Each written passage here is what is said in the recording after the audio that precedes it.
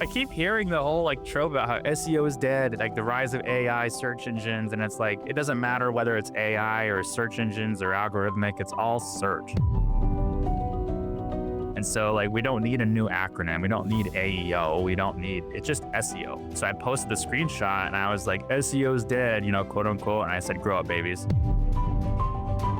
I don't sell or I don't pitch. It's just all 100% of our leads are inbound. So the biggest selling point is like, if you want SEO services from us, Google Lawn Care Marketing Company and see who's number one. And that's all I have to say. And it's always us.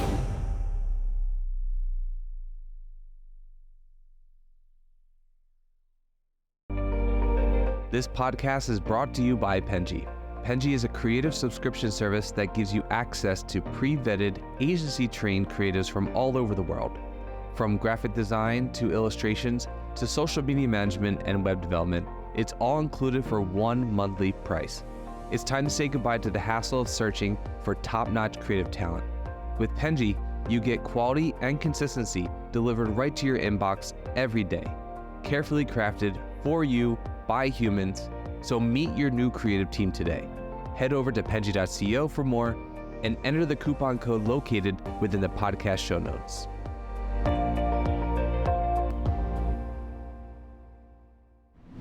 Alrighty. Hello, everyone, and welcome to the Fully Managed podcast where we discuss marketing and business tips to help assist you on your business journey.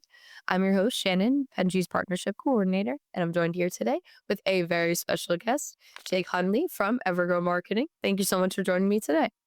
Thanks for having me.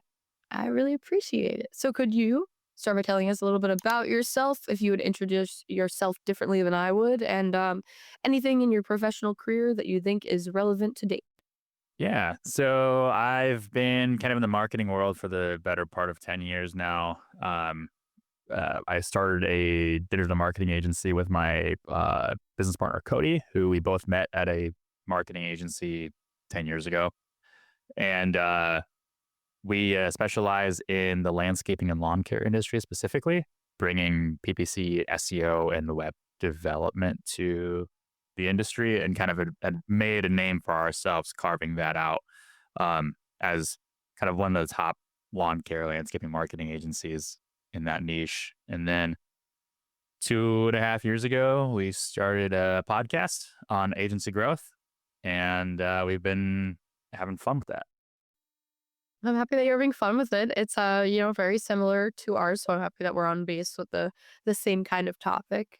So the lawn care industry is something that I think is super interesting, a very specific niche. I love to get into that when I see that people have specific ones. Is it something that you're very interested in or passionate about, or is it just something that you saw didn't have, um, wasn't focused on lately at the time, and you just thought it would be like a good niche to tap into? Yeah, I think the catalyst for it was just that there was a gap in the market. It just seemed like all of the landscaping and lawn care companies that I found on Google were like 10 years in the past in terms of just their website and their marketing and their presence on Google. And lawn care in general was something that I always talked to my dad about doing, and just like starting like a family lawn care business. But then I went Oh. the white collar route, and then never thought about it again until I got into marketing, and then saw that gap when I was just Googling some lawn care companies near me. And it started as just kind of like a venture to pay some bills, just Mhm. pay some credit card debt down. And I wanted to operate under an alias or a DBA, which was Evergrow Marketing at the time. And was doing that for like 2 years, just solo, really wasn't getting any traction, but I was building the brand and just kind of being a resource in that niche.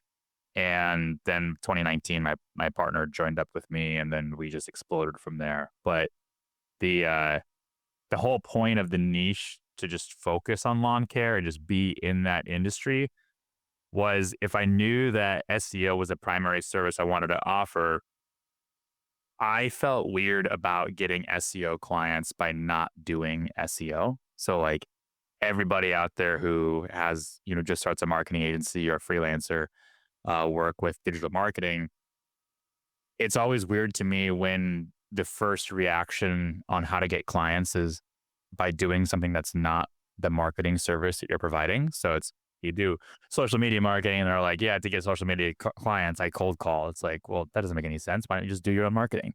Hmm. Um, there's an excuse for people who specialize in paid media. And that excuse is, I don't have capital. I can't run paid ads. With SEO, there really isn't an excuse. Just do SEO. And so the challenge with that became, well, I'm not going to rank for SEO company. That's just not going to happen. Just the sky in Kansas City is that's too much. So there is an opportunity to rank for SEO or marketing for lawn care Hmm. to really bring in that industry and that niche tailored to that. Now, I didn't think that people were going to search that as much, but I was definitely pleasantly uh, wrong. So well, one, I think there's definitely something to say about getting to a client through proper SEO, because I think that that's almost something that they can admire and then want to go with you because of that. It makes sense for, like, if I use a good marketing tactic to get someone for my marketing agency, it would make sense that they would want to use my marketing services because they found me through me doing that for myself. And I It, think that's definitely something that's I think people don't think about that much. it's a really good selling point too. So even if you do get somebody on the phone, like let's just say you're doing outbound marketing and or outbound lead gen, so a cold calling, cold emailing, you do get somebody on the phone or you do meet with somebody in person. Uh, you don't really have to sell the service after that because it's, now people call me and they'll say like, hey, pitch yourself, which I don't do. I don't sell or I don't pitch. It's just all 100% of our leads are inbound. So it's like, well, you're the one calling me. So, You know. yeah, what did you, expect? So the biggest selling point is like, if you want SEO services from us, Google lawn care marketing company and see who's number one. And that's all I have to say. And it's always us. And so I just, e- after that, it just kind of shuts down those objections where it's like, well, clearly you know what you're doing. So When you started, was it mostly local based lawn care companies, or was it something that just from doing SEO you were able to grab a bunch of different businesses from that? So when I started, I had a very similar approach to what we were talking about just before we started recording, which was building a social media presence with the brand name Mhm. of, Evergrow Marketing. And then I would just go into groups and I would just comment helpful things. I wouldn't DM or solicit anybody. Like if anybody had a question related to anything related to my expertise, whether it was domains or marketing or websites, I would simply just answer. And my answers would be often very verbose. It would be like literally a how-to guide in the comment section Mhm. and never explain to anybody that I offered that services. So on Facebook, it's a little different because Facebook, I just use my personal page to do it. So, Mhm. So they know uh, how to find you if they yeah, were looking. and people who had questions, they would message me and say, "Hey, like I have more questions on this," and then they would ask me like, "Do you do this for a living?" Because I would never explicitly say that. And then I found forums online for lawn care businesses, and where like they were just in kind of engaged. And those are the forums where I would register with my name as Evergrow Marketing, but I'd have like my own picture, Mhm. so people can associate like a person behind that brand. Yeah. And then I would do the same thing, except I wouldn't need to solicit the brand or do anything. Like people see the account name and they see Evergrow Marketing and are like, oh, well, they probably know what they're What? talking about. And yeah, so that's what Penji does on Reddit as we were talking. Mm.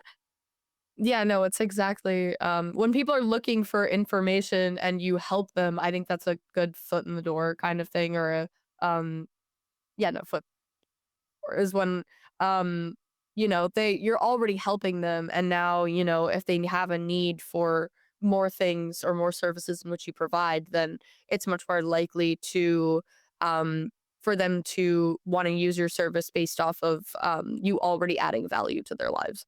I just had somebody reach out to me on Reddit that I haven't talked to in like a year, and they're like, "Hey, it's long time no talk. He goes, I'm trying your method of being involved in Facebook groups in my niche, and I'm not getting anything. And he's like, I've sent tons of DMs, and I go, hold on a second, let's back up.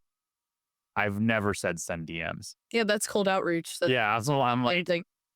there's a difference between being helpful and soliciting, and I don't know whose advice that is, but it's not mine. Yeah, I definitely understand because it you can add value to people's lives without soliciting to them. I mean, I think that if someone is investigating the company that you work for or what you do based off of the knowledge that you provide for them, I think that's a testament to your capabilities in that field and what you do. Because I think that if people are seeking you out, then that kind of shows more um I don't know why the word prestige is coming into my head. That's not really what I mean. Yeah, what you mean though? Yeah. But yeah, that might be worse than prestige. But I think it definitely it shows something about a person to be able to grab someone's attention through that method rather than some kind of gimmick. Yeah, and I think it's hard. Like there's a word I hate, and it's called authentic or authenticity because it's like it's so overused and nobody knows what it means anymore. And so whenever I hate telling people to be authentic because then they just think of somebody they know of who is authentic, and they're like, I'll emulate that. But it's like, well, that's the opposite of being authentic.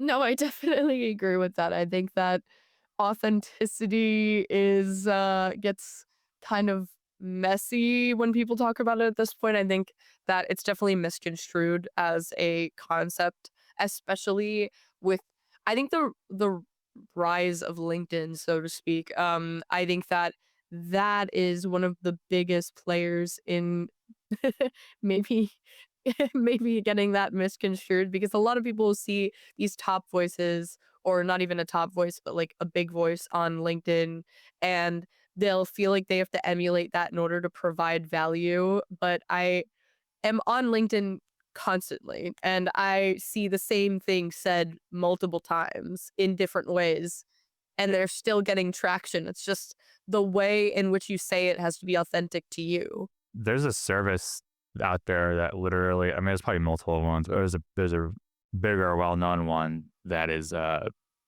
they provide. They basically make you an influencer. Like they make the CEO an influencer on LinkedIn, and it fill basically the whole goal is to fill your pipeline for your B2B business. And like they reached out to be on our podcast, which I'm gonna say yes because I want to know more about it. Yeah, I don't know. Like I couldn't care less to pay for that service, but the uh the idea that being a LinkedIn influencer is like this prestige, we'll use that word again. And but every time I go on there, I just see like the cringiest posts and I can't be a part of it. But then every time I post on LinkedIn, I just feel like I'm being super unprofessional because I just like I'll say two sentences and like my last posts, I called everybody, I said grow up babies because I because I I keep hearing the whole like trope about how SEO is dead, like the rise of AI search engines, and it's like it doesn't matter whether it's AI or search engines or algorithmic, it's all search. And so like we don't need a new acronym, we don't need AEO, we don't need it's just SEO. And like I posted a screenshot because we got a lead on our marketing website from somebody who found us through ChatGPT. So I posted the screenshot and I was like, SEO is dead, you know, quote unquote. And I said, grow up babies. And like that's all I said. But like I don't know. I feel like if that got in front of a bunch of people, I feel like more people would actually like it. No, I definitely agree, and I think that that's authentic because it's funny, and you're not afraid to be, I don't know, criticizing. I think there's a delineation between like, you know, like crude and like vulgarity. You know, I think the rise of influencers like Gary Vee and, you know, Grant Cardone and things like that, there's like they kind of push the limits on vulgarity. And I don't like to push the limits, but I do like, I think there is like there's a definitely a line there.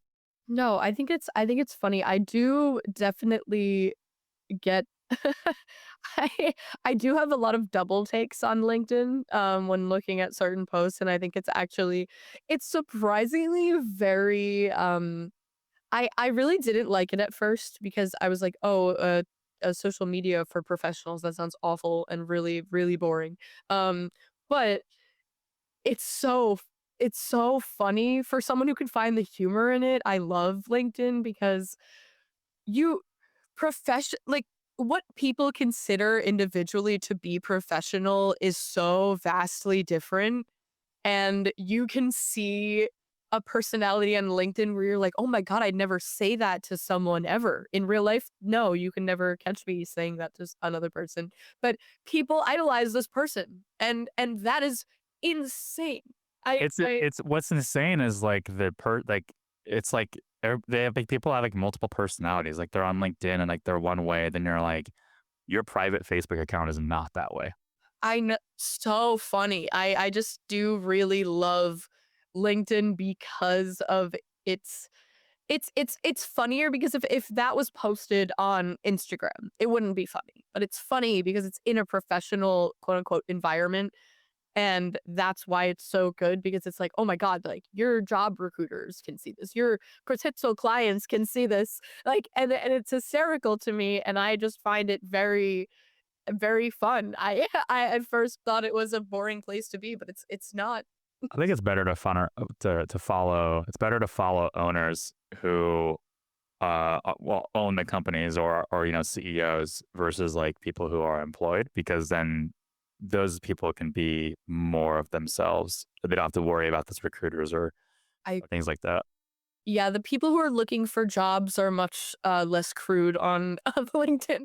I don't find unless they really want they're not short for cash and they really want someone to recruit them that is just as crude as them, I suppose. Then yeah. Yeah, I don't think my wife and I are even connected on LinkedIn because our LinkedIn's are so like polar opposite from each other. It's fair. The only way I don't even interact on LinkedIn. I don't comment on people's things. Maybe that's bad for media engagement, but I just post the podcast clips. I don't want to be a personality on LinkedIn. I think that would make me vastly uncomfortable. Uh, and I'm just along for the ride, enjoying the other wild, wacky personalities on there. Yeah. Well, switching topics a little bit. Um, okay, so when you recruited your first full-time team member, I think it was like 2021, Yeah. what made you do that? And what did you want to allocate them to do? Like what was the selling point of like, I can't do this by myself anymore? Yeah, it is. That's a good question because this is like I think the first hire is the hardest for everybody, trying to figure out like what exactly they're going to do. And for us, it was the maintenance on our accounts, so like the SEO and like the SEO work primarily wasn't getting done because we were so busy onboarding new clients. We were kind of in growth mode that we weren't really in like value attainment mode. Like we weren't continually doing the SEO. And when you're an SEO agency, you can get away with that. Like I'm not proposing that. I'm not saying you should get away with that. We were not okay with quote unquote getting away with it. So like we need to bring somebody on to actually do that work. And so like for us, it was a matter of someone doing it, but then like onboarding accounts, because like we rebuild and build 90 to 95% of all of the websites from clients that come to us. Because you can't come to us if you have a bad website. So or if it's on a CMS we don't work with. So we usually go with the rebuilds and those take 30 to 45 days and it's about 20 to 30 labor hours. So if it's just me and we're onboarding four of them, that's 100% of like a 9 to 5 job in 1 month plus the maintenance. So it was kind of like we called it the position Sam, super account manager. And it was basically like your job is everything. Like everything we don't do or that we can't do. And so she was doing SEO, she's doing the PPC campaigns, and then she was also building the websites. Now, of course, all under our supervision. We trained her to do all of these. She's able to like eventually she didn't like the remote work. So she went on to work in person somewhere. But set her up on a great career. Now she came in as a college student, as a single mother college student. I think she was in communications, Well, and she's like wait, now she's like a digital strategist. So like uh in her exit interview, we asked her like what are the parts of the jobs you liked, what are the parts of the jobs you didn't like, and she said that it's not the amount of hours because our full time at Evergrow is 32 hours a week, and it's just nice. yeah, so it's basically 9 to 5 Monday through Friday, but you only have to log 32 hours. So I don't care if you're watching Netflix all of Friday. That's totally fine. Yeah, as long as you did more hours the other. Yeah. However, between 9 to 5, we need you responsive. So, like, even if you're at 32 and we send you an email at noon on Friday, like, we expect a response. Now, you can respond to that and then go back to Netflix. That's totally fine. Um, but she was saying, like, it's not the amount of hours. What it is it's the mental load of all the different tasks. EPC, it's switching. I mean, we run on a very productized service. So we have one person can handle 50 accounts because it's lawn care and it's all the same. It's like just templated basically. And you spend 5 minutes on an account per day, and that's a lot of mental load. And people don't really account for that.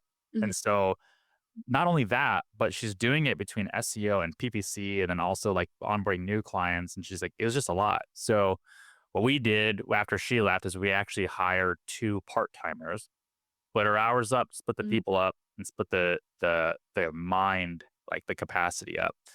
But then we also hired two very different thinking people. So for SEO, we hired someone who in both new hires were in college. One was a um, an editor for multiple magazines. She was going to school for writing and journalism, SEO, obviously. The next person was going to school for business marketing, but we were looking for somebody who was very, very particular and did not make mistakes. And so we found our second person to do PPC. And then we trained both of them to be absolute. I think Eva, she's our SEO person. She's been with us since we split that role up. I think she knows more than me in SEO now. And so I've always Really nice. we always say that we don't hire marketers, we make them. I think that that's a really great way to recruit, honestly. I think that and maybe this might sound I don't manipulative. I don't know. Uh, I think that having like bringing in a person that's maybe going to school for something but is mildly unfamiliar with the workforce and how to do very specific tasks. I think that and I hope that this improves and people will bring in more young people because I think that the job requirements for 1 to 3 years of experience um is sometimes insane because young people will never get a job. But um that young minds are so moldable and like trainable to be like very good at the specific task or job that you give them, especially for longevity. Like there are a lot of people that, want to move because they want a different kind of setting or they want to make more money or whatever it may be. But when someone is happy in their position and good at it, they're more likely to stay with you. And I think that training someone from right out of college to be really good at something if they're happy in that place, they're probably just gonna continue to be there. There's a lot to say about that because I think my partner Cody, he said he when we filled out the job listing, it said like required and it said like college degree, and I was absolutely adamant against that because I don't have a college degree. So like I dropped out, and like part of my excuse all the time for entrepreneurship is like, well, yeah, I had to start a business, no one would hire me. So You're gonna be the leader because you can't be a follower. and I'm like, and if you think I'm an S tier player, then like why can't somebody who doesn't have that degree be that S tier player? And Mhm. I don't want to bring and also like bringing somebody in who has previous SEO or previous PPC experience. In my brain, they're brainwashed. So like we have to like scrub all the bad habits out of you. and like retrain you. And sometimes that's just harder than just teaching somebody who doesn't know anything. So when we hire, we really go for like the younger college students because our processes are so documented out. Like we make That's it amazing so too. yeah. So we call it like a process should be so easy a monkey can do it, Mm. and or like your grandma or someone. And since those are so documented out, we can hire anybody, do the process, ask questions later. And then when you ask questions, we'll teach you and we'll train you why things are done the way they are. But so when we hire people, we don't, or like college students or younger people, we don't look for any experience. We just look for things the role might need. So, like if you're an SEO, we want to make sure that you have critical thinking skills and that you can form a functional sentence. Um, for PPC, the difference between spending $100 and $10,000 is a decimal. So, like, we need people who are very, very particular. And so, sometimes for PPC hires, we might give them a process on like how to document something to see if they followed it to a T. But even applying to us, there was you had to follow rules. So, like when you went to our job page, like on Indeed, it says don't apply on Indeed, imply through the website. So if their resume came through Indeed, trash can. Immediate. Yeah, that's very smart. And then in the position, they have to title their one, you have to include the resume and the application and or sorry, the resume and the cover letter. Cover letters always get dropped. Cover letters dropped, trash can. Second thing is I guess third thing is like the email has to be titled a very specific way. So when we hired for Sam, you had to say the email subject line had to say, my name is not Sam, but I'm applying for Sam. Or if your name was Mm. Sam, you had to say my name is Sam and I'm applying for Sam. It's very stupid. Like it's very dumb when you look at it, but at the same time, what we're trying to can you follow simple directions? Can you That read everything on the page? No, that I think that is an amazing vetting process that is way better than the simple okay, you need to hit these points on your resume because there are I I've actually this was one of the funniest things that I think I've heard in a while. My boyfriend just told me he has gone up 4 job positions in his company in the last 3 years. Um but he had his boss told him when he was hired that he had the worst interview that his boss had ever seen. And the only reason that I think he was even hired was because they really needed someone and someone else that what they had in mind like didn't take the position. Like he did it like almost by accident. Um, and I know, like hearing about all of his job and all of the intricacies of everything, that he does more work and doesn't have to, that anyone else are like in his company above him, all this. And it's like they got a great employee because they got someone right out of college that really wanted to work. And I think that you as long as someone is capable and wanting to do the work, that's really all you need. Yeah. Like, you can train anyone to do anything. They don't have to have gone to college for it. They don't have to have gone to college at all. Um, you don't have to go a good GPA. I think his GPA was like a 2.0. I don't even exactly. I don't think that all these different people function differently, and I think some of the people that work the best, honestly, did the worst in school. Most of the people that I know. And I don't think that's directly correlated sometimes, but at the same time, I think that there are so many systems that we have in place in this country and wherever that prove that someone's smart, but I don't think that that should apply. There's two things. One is like, yeah, they can pass the checks, but they also have to fit culturally too. So like Mm. there's a phrase that my partner says that he learned at his last job, which was every for the first 6 months, every new hire is an attack on the culture. And so when somebody joins, like So scary. they're the they're the first person to question things or like not fit in with like the groups that have already formed within the company. And so at a startup, that's extremely important because when you only have 4 people working for you, it's so important everybody gets along. And Yeah, they're so close. Like, I don't think anybody wants to talk about the fact that we didn't hire you because you're weird. Like,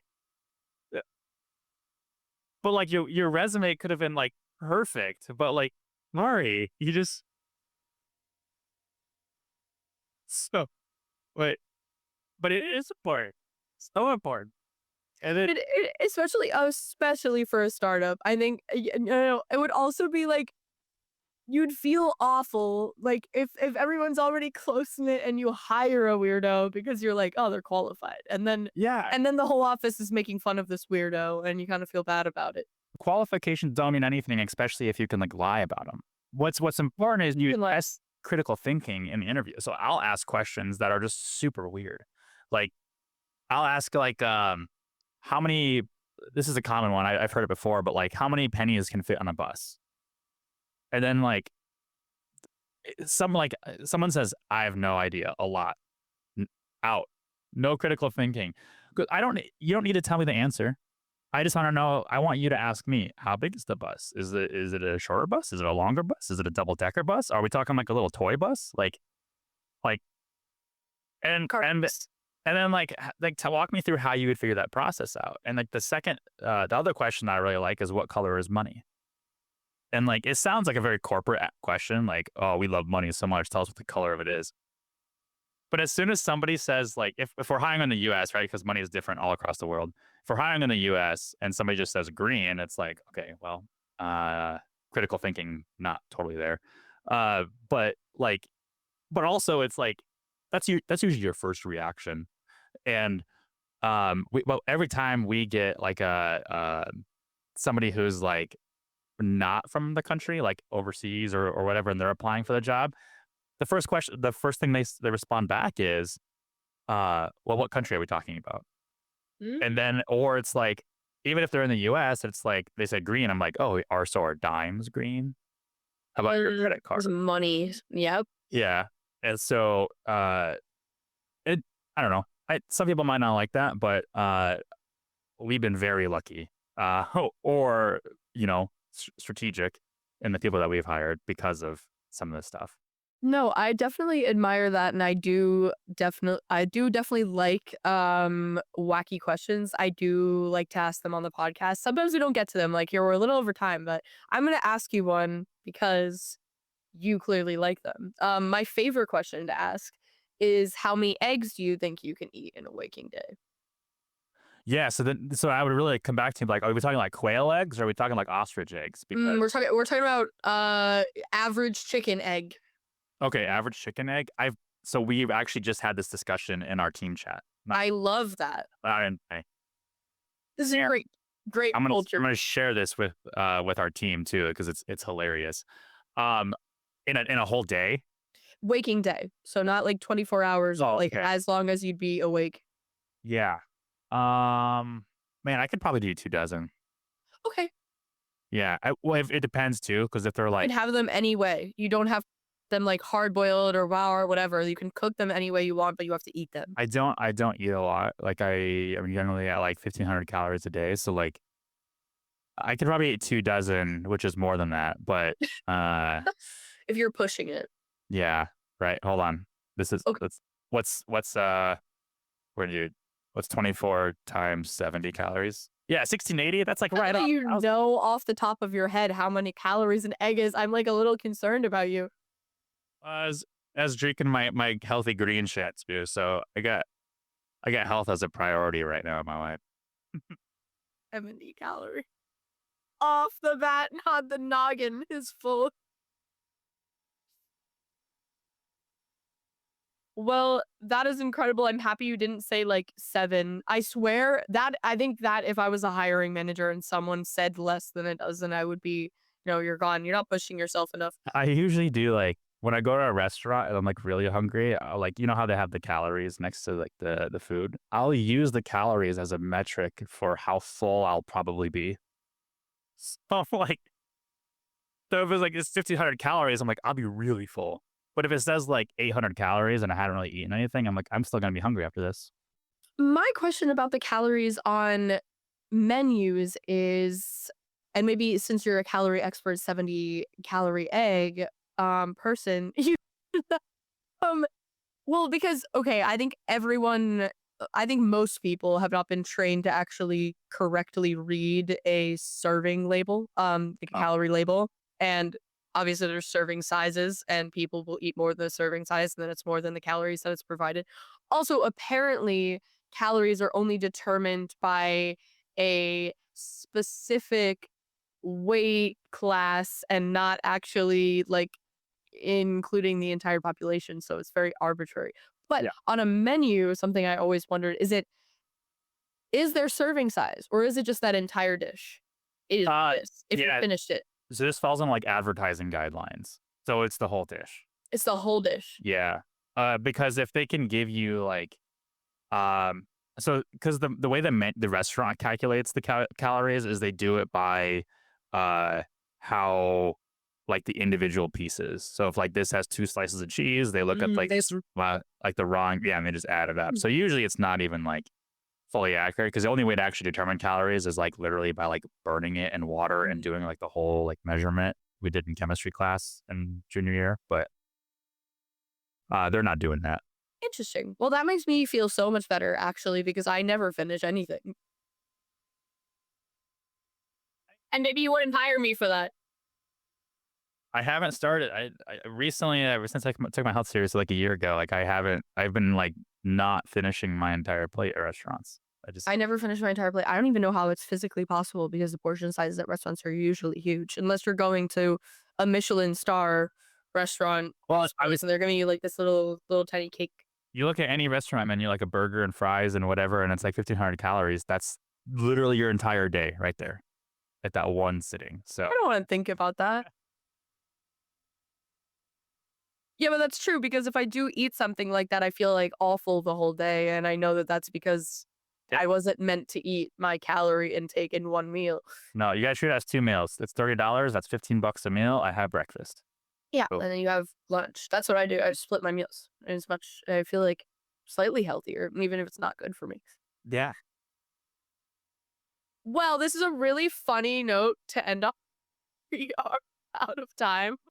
Um, well, hopefully the audience will not only get some marketing and strange, funny LinkedIn knowledge from this podcast, but also um, calorie knowledge because no one is taught to read serving sizes in American education system.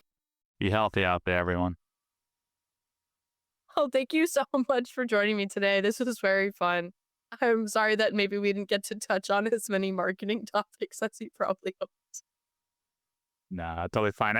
If you want to know marketing topics, just listen to more of your episodes or check us out on the Agency Growth Podcast. Yeah, we had a shameless promo for another marketing podcast. Yeah, stealing all of your listeners. You can have them. I like sharing. But thank you again so much for joining me, everyone listening. Don't forget to like and subscribe. You can get more knowledge, more calorie intake knowledge. Maybe we'll have another guest that knows how many calories an egg is, and you guys can be best friends. And I'll send you an email. Thank you again so much, and have a lovely day. You too. You've been listening to Fully Managed, brought to you by Penji. Check out the show notes to learn more about today's guest, and to learn more about Penji, the human-first creative subscription service, head over to penji.co. And by the way, if you're still listening, it would mean the absolute world to us if you were to share this podcast with a friend, and of course, subscribe.